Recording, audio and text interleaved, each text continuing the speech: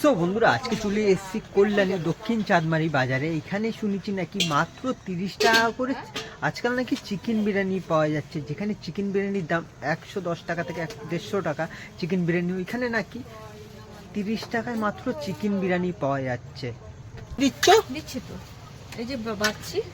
এই দেখো বন্ধুরা, একটা এত বড় একটা আলু চলে গেল। আলু তোমার এক সাইজে হতে পারে, ছোট বড় হতে পারে, কিন্তু চেষ্টা করেছি এরকম সমান সমান দেওয়ার। ও ঠিক আছে, ও হতেই পারে ছোট বড়। 30 টাকার কেউ অবজেকশন করে না আমাকে যে তুমি এত ছোট আলু বড় আলু।